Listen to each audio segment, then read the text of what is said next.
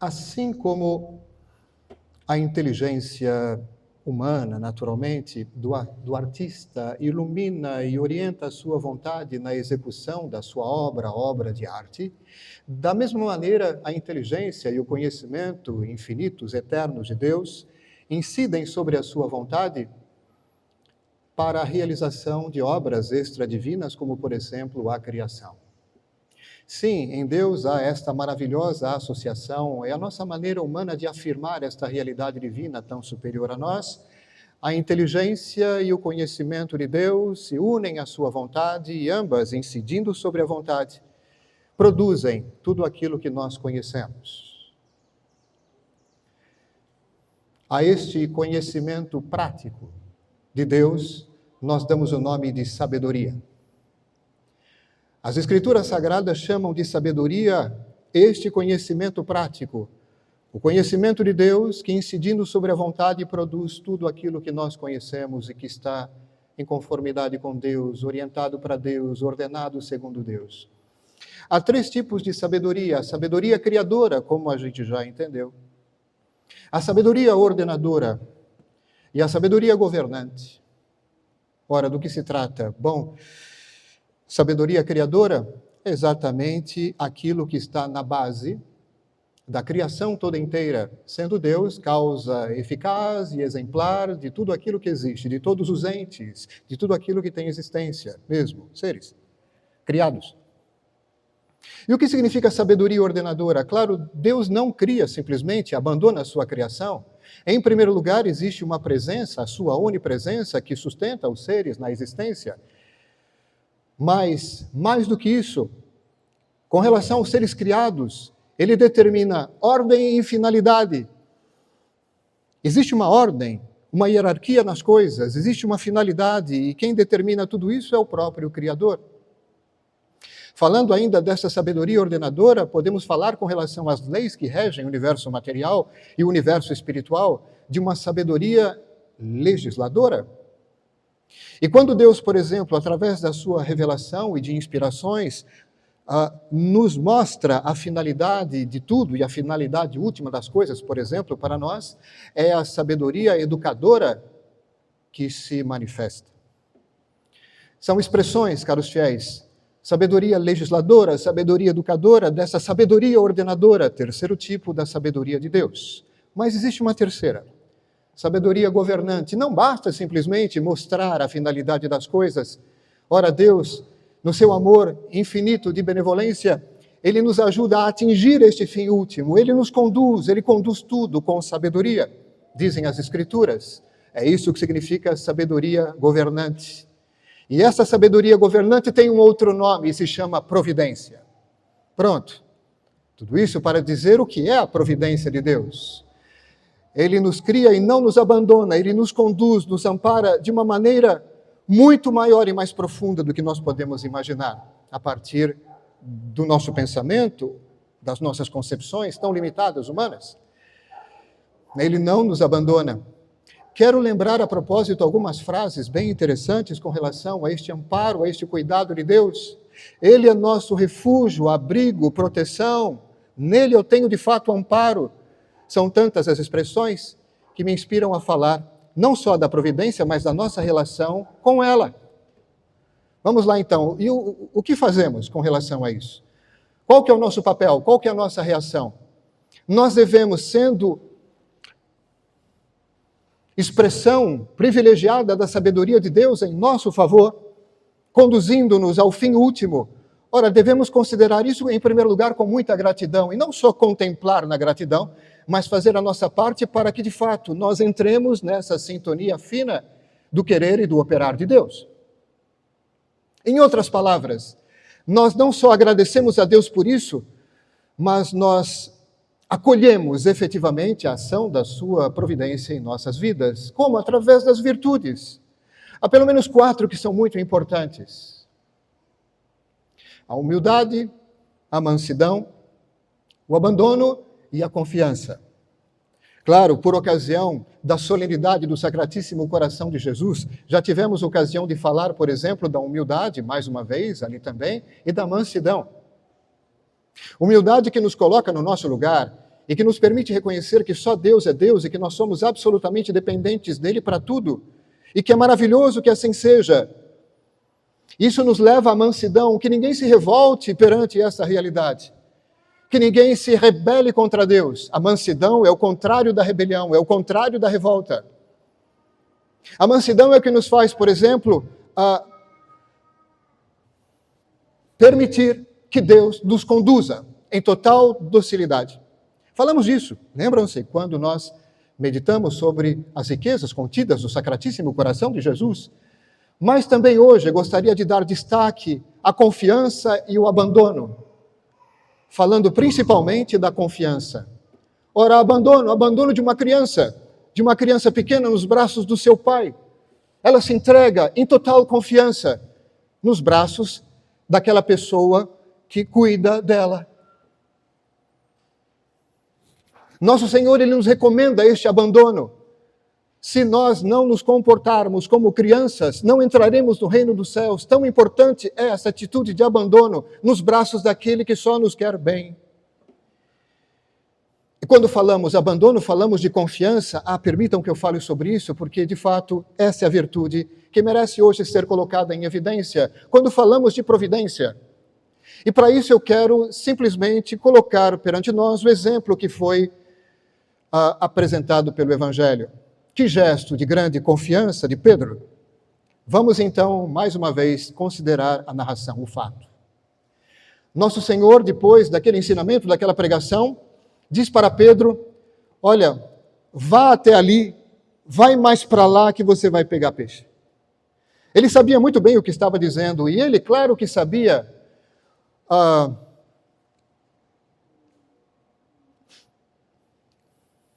que Pedro não tinha pego nada.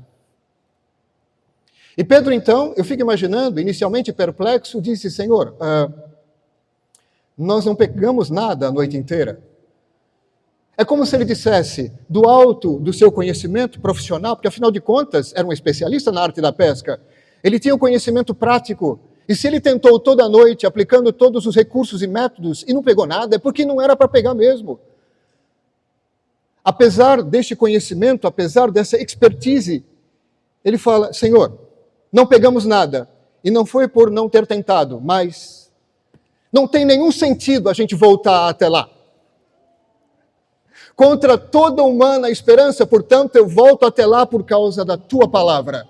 Em atenção à tua palavra. Por confiar na tua palavra, eu vou. E o que aconteceu? Indo então, àquela região contra toda humana esperança, repito, confiando absolutamente em Deus, não foi decepcionado, muito pelo contrário, não só pescou, mas pesca abundantíssima. A ponto de 2 barcos quase não serem suficientes para transportar tudo, quase que afundam. Entendem? E tudo isso por conta do que essa maravilha foi possibilitada por um gesto forte, profundo, nobre, de confiança. A isso somos chamados. Confiança na providência de Deus, confiança na vontade de Deus, confiança nas verdadeiras inspirações e verdadeiras luzes divinas, ok? Pedro, na verdade, não só nessa ocasião manifestou grande confiança em nosso Senhor, também por ocasião daquela profissão de fé que nós conhecemos, quando ele foi como que colocado na parede por nosso Senhor, juntamente com os outros apóstolos. Lembremos o fato rapidamente, algo que já consideramos aqui, mais de uma vez inclusive, Evangelho de nosso Senhor Jesus Cristo, capítulo 6. Ali nosso Senhor fala da Santíssima Eucaristia, da comunhão eucarística do seu corpo real, oferecido, ofertado em alimento, e do seu sangue oferecido em bebida. E é interessante que ele repete muito ali: o meu corpo, a minha carne é verdadeira comida, o meu sangue verdadeira bebida. Quem come a minha carne e bebe o meu sangue tem a vida em si. E nós entendemos muito bem, por uma compreensão correta das Escrituras, que isso só acontece, termos vida através dessa comunhão no corpo e no sangue de Cristo, se nós recebermos o Cristo dessa forma, com as disposições necessárias. Paulo diz isso com toda clareza na sua primeira carta aos Coríntios, no capítulo 11. Receber o Senhor mais dignamente. Quem recebe o Senhor indignamente, não reconhecendo o corpo do Senhor come e bebe a sua própria condenação. São termos graves, dizendo que não basta simplesmente contar a metade da história, comungar, mas comungar bem. Muito bem, então ele insiste. Quem come a minha carne e bebe meu sangue, repete, de uma maneira que nós não vemos frequentemente ali nos evangelhos. E o que é mais curioso, que apesar da repetição, e também por conta da repetição, as pessoas vão embora, abandonam Jesus, que não muda o discurso por conta disso. Muito pelo contrário. Ele quis, caros fiéis, também por conta desse fato inusitado para nós, lembrar que ele veio dar testemunho da verdade, custe o que custe, e quem é da verdade escuta a sua voz. É claro que nosso Senhor tem graças, Deus tem graças maravilhosas e suficientes para recuperar depois estes corações e almas, lá na frente, mas naquele momento era necessário insistir assim, também para chegar àquele testemunho supremo de Pedro, que colocado, como disse, contra a parede, professa a sua fé, a sua confiança, de maneira muito humilde. Jesus pergunta, todos se foram, e vocês? O que vocês vão fazer? Vão embora também? Perante esse discurso, Pedro então dá um passo à frente e diz, Senhor, a quem iríamos nós? Só tu tens palavras de vida eterna. Nós cremos e seguimos crendo que tu és o Filho de Deus. Traduzindo, Senhor, nós também não estamos entendendo nada, humanamente falando, nós não sabemos como isso pode acontecer. Sangue bebido, carne consumida. Vejam que para um judeu médio, isso era um absurdo. Lembro mais uma vez aqui, o fato de tocar acidentalmente no sangue, por exemplo, prestando socorro a alguém, já era causa de impureza ritual. Imagina consumir, beber, não fazia sentido nenhum, segundo a lei de Moisés. Eles, os apóstolos, não tiveram aquela aula sobre a Eucaristia. Lembremos-nos de que a Santíssima Eucaristia ainda não tinha sido instituída. Mas Pedro lhe diz, apesar de não sabermos, Senhor, estou traduzindo, entendam bem, apesar de não sabermos como isso vai acontecer, não importa. Você falou, está falado. Só tu tens palavras de vida eterna. Eu não preciso de demonstração matemática. Eu não preciso de provas ou sei lá mais o quê. Eu sei de onde vem isso. Sei quem tu és, o Filho de Deus. E sei que Deus não me engana e nem nos engana. Por isso é que nós confiamos nele. Ele não se engana e nem nos engana, sendo a verdade ontológica, sendo a verdade lógica total e sendo também a verdade moral. Ele que é veraz e fiel. Veraz porque ele fala o que pensa, ele fala o que corresponde à verdade e ele também cumpre o que fala. Vejam as razões práticas, eu estou só lembrando, caros fiéis, alguns pontos de apoio dessa atitude, além de virtude, que é a confiança. Nós podemos absolutamente confiar em Deus porque Ele não nos engana, Ele não se engana. E porque Ele é fiel. Se Ele promete, Ele cumpre. Lembremos-nos, por exemplo, daquilo que falamos na semana passada, com relação àquela promessa feita a Pedro e a toda a igreja, através dele. Pedro, as portas do inferno nunca vão prevalecer. Eu te dou a promessa de indefectibilidade. Aconteça o que acontecer.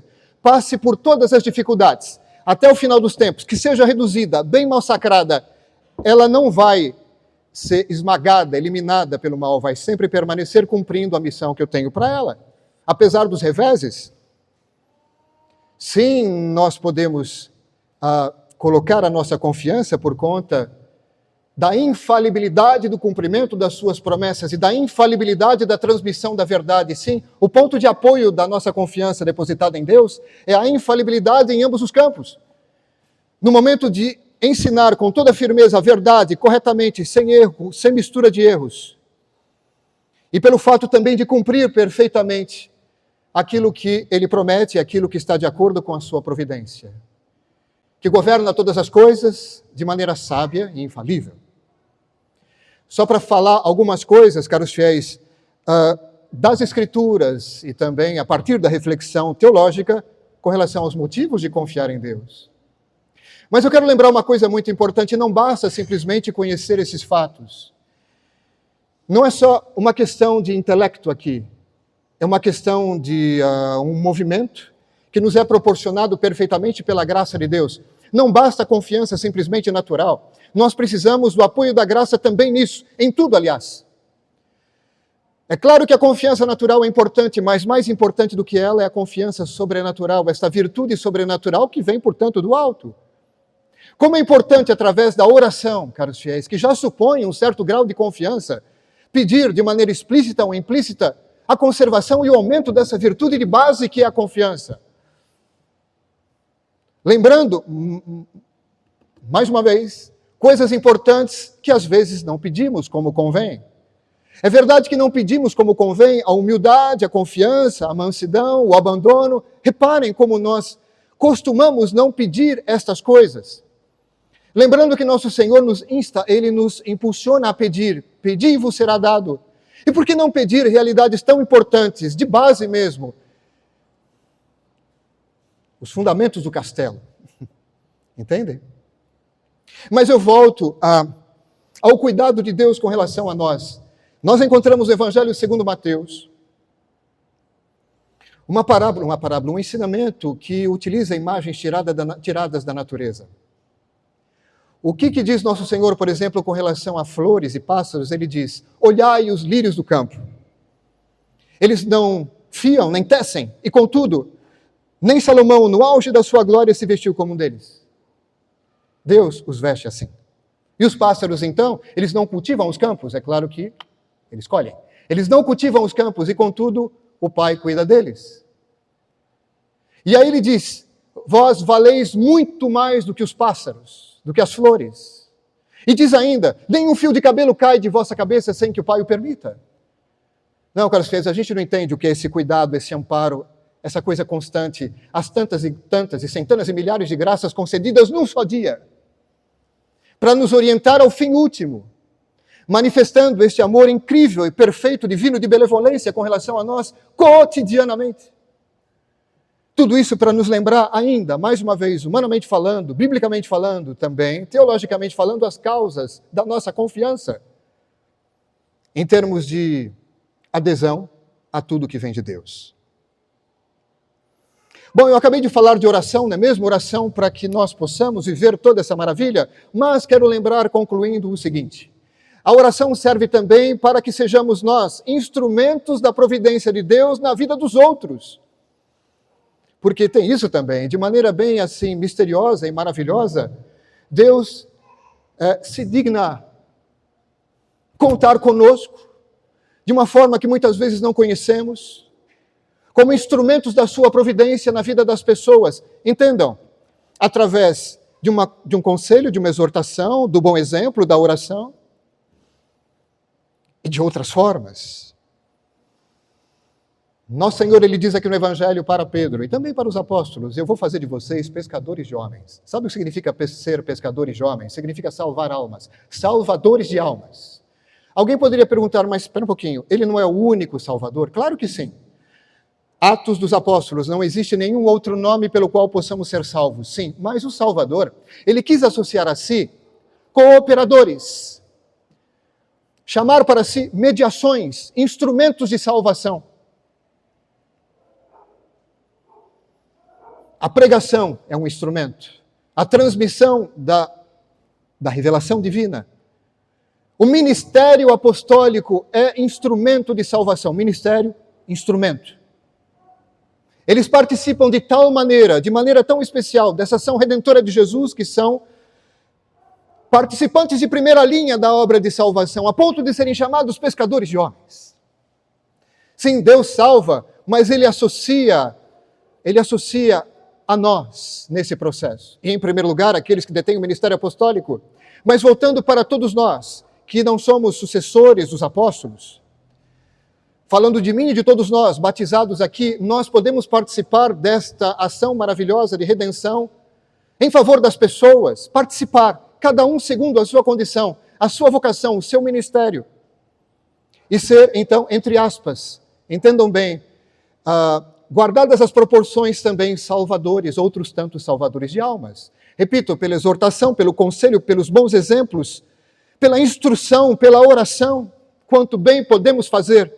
Não é verdade que nós somos, como cristãos autênticos, chamados a ser sal da terra e luz do mundo?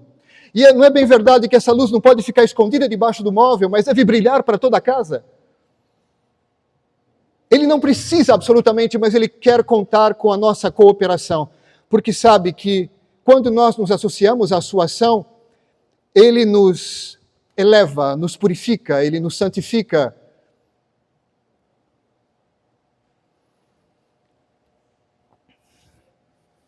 Eu só tenho então agora, caros fiéis, com todos aqui, o desejo de pedir então que os céus nos ajudem.